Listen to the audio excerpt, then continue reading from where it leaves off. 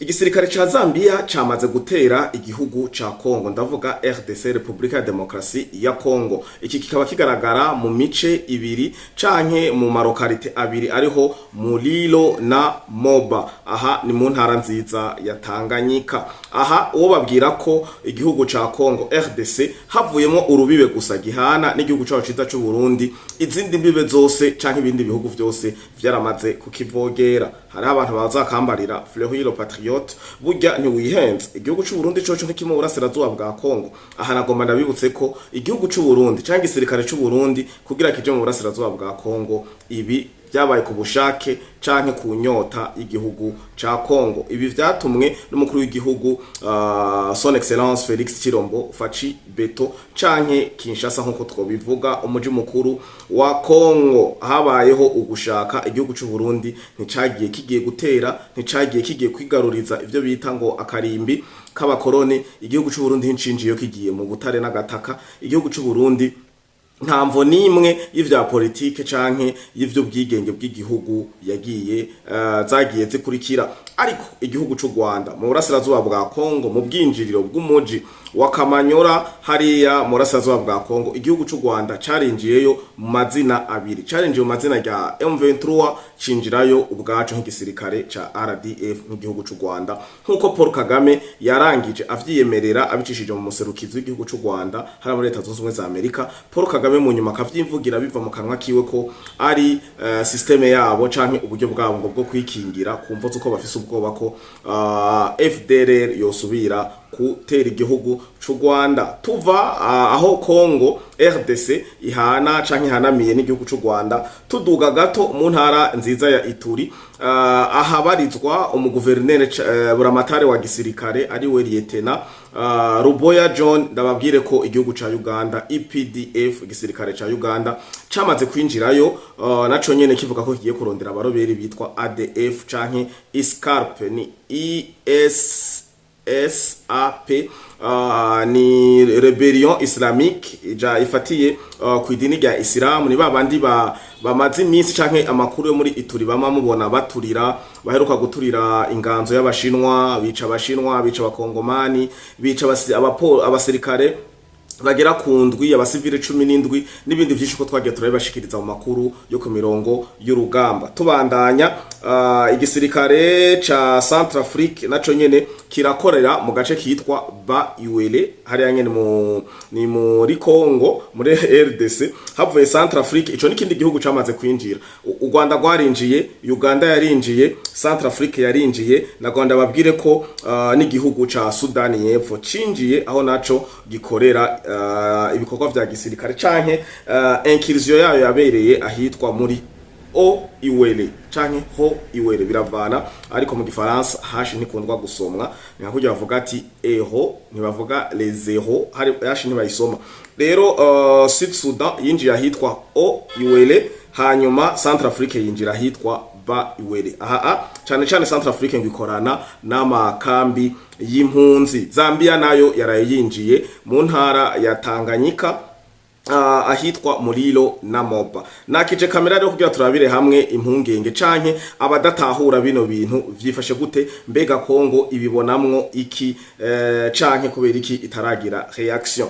Akanya kadukundiye turaza kurabira hamwe amarira y'abanyamurenge bari muri Kamanyora, igihe kuva bakugwa mu muji wa Uvira, imbwebwe za Sarambwe zihavuye, aho barira bidoga ko batabayeho neza, nta buzima, nta mfungurwa, nta kintu na kimwe gihari. Mu ncamake ni vya bindi nababwira ko ari façon yo kubarangiza Paul Kagame yafashe, ari vyo yamye yishakira kuva kera ko bokugwa muri Haut Plateau za Minembwe hariya nkuko bama babiririmbye, ariko bitarakunda neza na neza. Ino ni suhe ya Paul Kagame, ariko abanyamurenge batarabitahura bo biyumvira ngo n'urukunda bakunda. Umunyamurenge akarakurikirana kino kiganiro ni wibatse ko twigwaneho yiyunze na AFC M23, yiyunze na M23 na RDF. Murigera mubona imiduga y'amablende canke ibindi bigwanisho rutura biza kubakingira mu Minembwe? No, ahubwo ni muco bwenge mwunguruka amaso. Reka tugaruke neza na neza mwidonido inyuma ya kano karuhuko.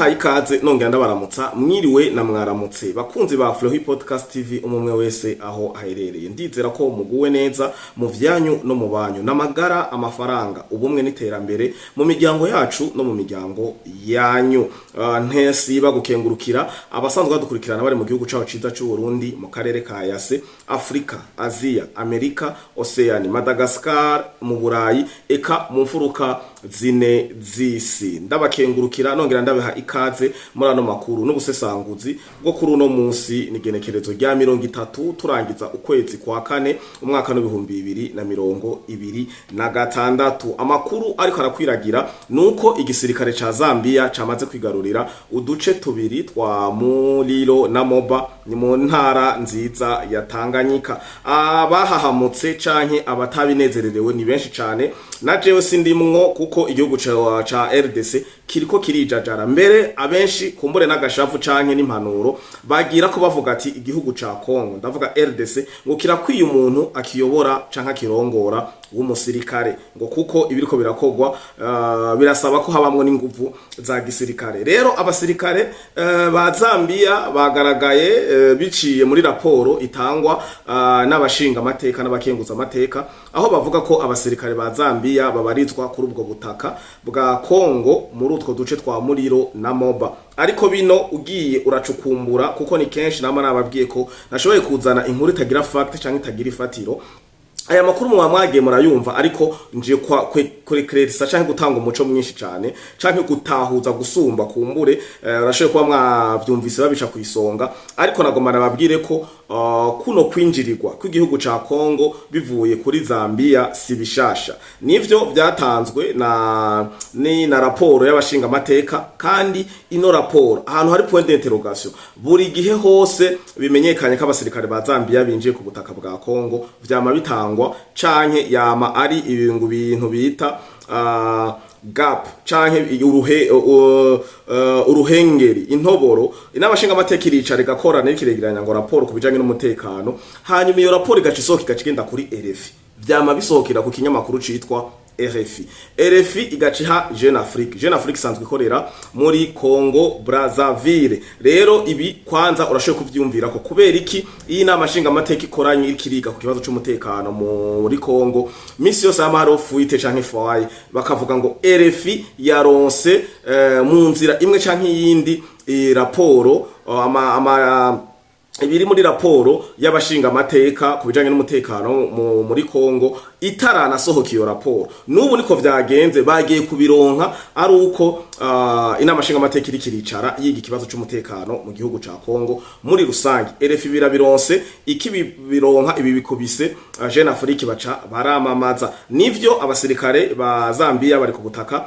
bwa RDC ariko ibi ngo sibishasha kuva mu mwaka wa 2020 ibi vyarabaye mbere ntivyanabaye nk'uko biri ahubwo igisirikare ca Zambia carafashe idarapo rya Zambia kiraza kirishinga muri ico gice bafashe aho nyene bakunda kuvuga aho nyene twababwiye muri Mulilo na Moba bari muri Mulilo baraduza neza ta mpungenge ibendera ry'igihugu ca Zambia ku butaka bwa RDC ku butaka bwa Republika ya Demokrasi ya Kongo bimeze gute none ni gute Flow Patriote ni kubera iki none igihugu ca Zambia urumva ko atari ubwa mbere kuva no muri 2017 byarabaye biragaruka bira muri 2020 honeho bace baza barashinga ni drapo ariko nano mango tuvugana abasirikare ba Zambia bari mu gihugu ca Kongo mu ntara ya Tanganyika vyifashe gute aha rero ikintu kiriko kiraba kituma haba injyane reka ndakibasigurira biravugwa ko Zambia n'igihugu ca RDC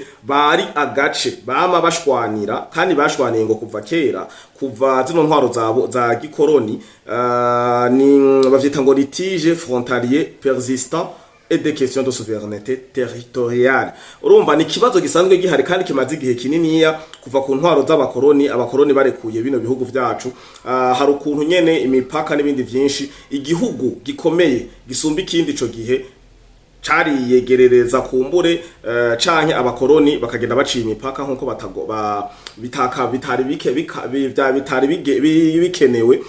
Iyi nayo ikaba ari imwe mu strategy nagiye kwiga ndiko ndarondera ro makuru ndavyiga ko ndashaka kubinonosora kugira amenye ukuri n'ukuhe. Nivyo imipaka irahari, ariko haro n'ibindi bihugu bamaze kubona ukungene vyifashe bagiye basiga bunguruje umupaka ngo kugira bizosigare birajyana ntibahuze hamazanyungu z'abakoroni zigume zigarukamo. Ubwongereza buze, Ubufaransa buze, Ababirigi baze, Amerika ize, Union Européenne, byose uko bari babiteguye bibandanye bigenda neza. Ariko kano gace rero bariko baragwanira Zambia na Congo, ni mumenye ko atari bishasha, ariko ikintu gisa gihari nuko ngo Zambia yinjira muri Congo ntiyigera ivuga, ntiyigera imenasa, ntiyigera yica, ntiyigera irasa, kandi ntiyigera ivuga ati turi declare tuje kugarura iwacu neza na neza. Bakanguka basanga ngo abasirikare ba Zambia bibereye muri patrouille mu gihugu kitari ici wabo. Aha hantu rero ngo ni kuva mu kinjana ca 19 cyavyo bita 19e siècle niho hatanguye kuzana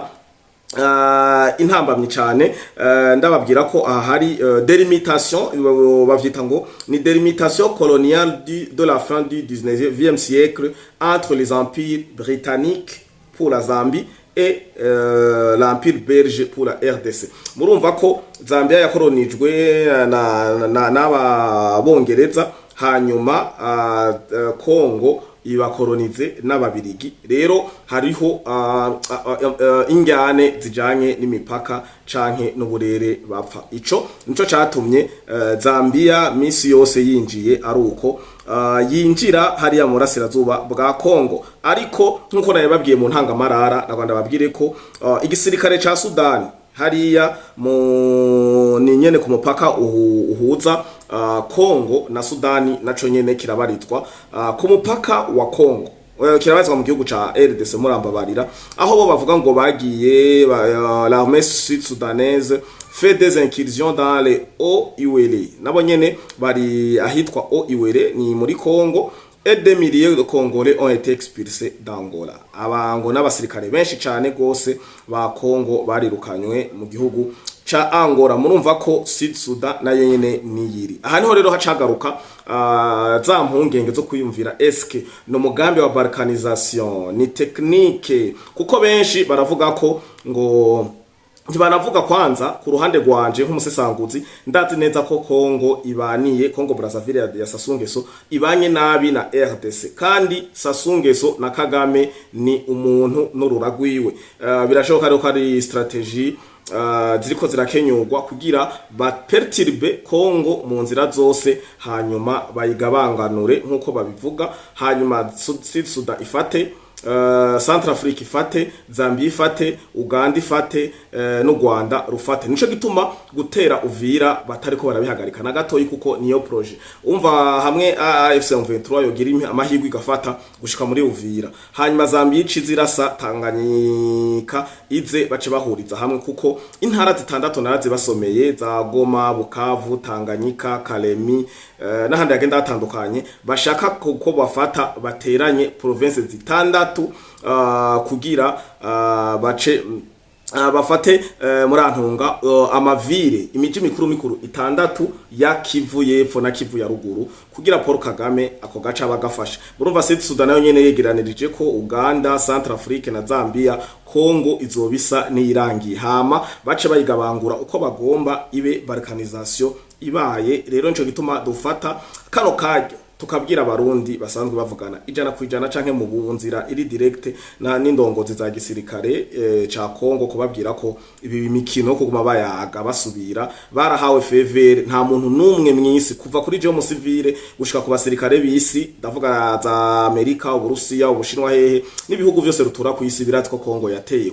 Congo ni yivune ireka amajambo, ireka ibiyago, kuko iyo umuntu aje mu Gikenya nta kamaro ko kuyaga, nawe ukoresha imbaraga. Uko niko vyifashe. Zambia murumva ko yamaze gufata de localité muri Tanganyika.